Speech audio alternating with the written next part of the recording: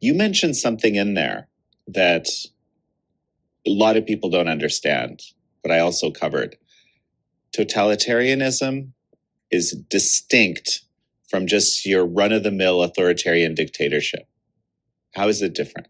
Yeah, I think this is important because I think a lot of people use it interchangeably, and a lot of people use authoritarianism to describe the CCP.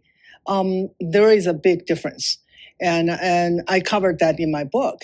And so the difference is that authoritarianism is, of course, dictatorship.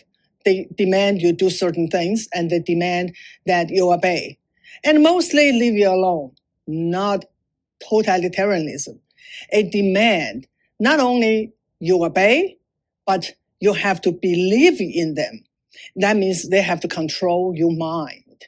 And it's like a religion. So I think that totalitarianism is more like a theocracy. Like in Iran, like in China, they absolutely demand that you change your mind.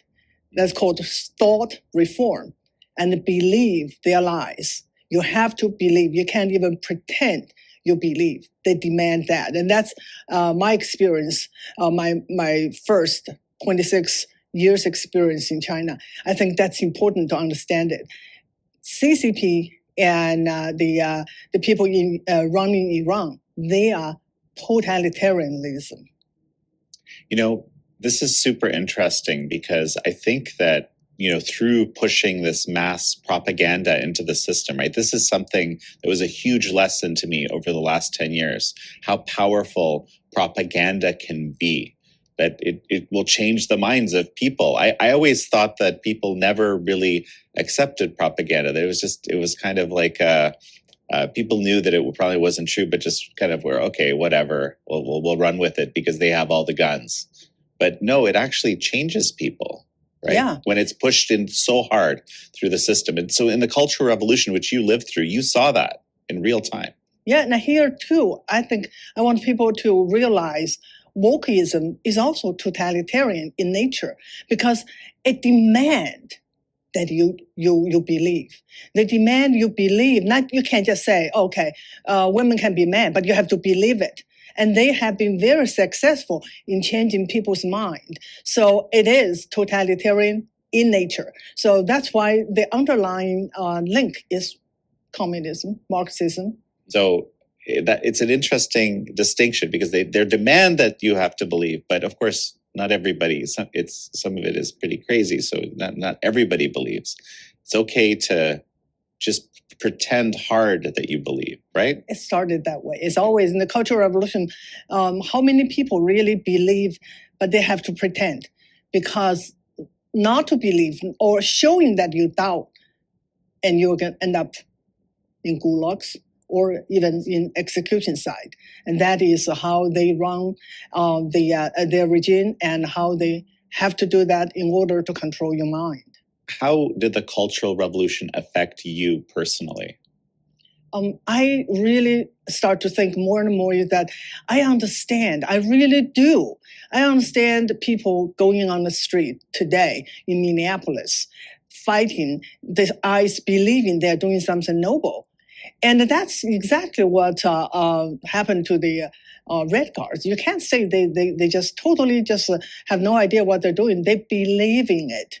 And same thing like here, those radical left, they thought it's something noble. And that's the power of indoctrination. I've seen that.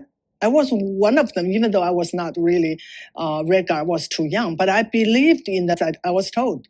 I absolutely never doubt. I always believe that the party is always right. The party cannot be wrong. So what I do, believe in the party. So how did that look like in real life? Like, what did that mean? Well, what did these Red Guards actually do? 2020. That's what they did in the Cultural Revolution, like what they did here in America. It's destroy everything, destroy statues, destroy communities, because they're so emboldened. They were backed by people in power. In China, they were backed by Mao. Mao claimed himself to be the Red Commander-in-Chief for the Red Guard, and here the Democratic Party was behind those mobs, those rioters, those looters, everything. And so you don't have to imagine. You just think about 2020 in Minneapolis and 2026 in Minneapolis. I remember there was this three-body problem. Remember there's this series that came out recently, not too long ago, where they really kind of showed what these Red Guards were doing, right? And I was amazed that this landed on Netflix. I was too. Yeah. And yeah. I tweet about it because it's very true to life. That's very close to what happened. So my point is they were killing people, literally, right? They were killing people. Yeah. And the killing started with the professors, with the teachers and principals. And so I would say we're not there yet. Very close.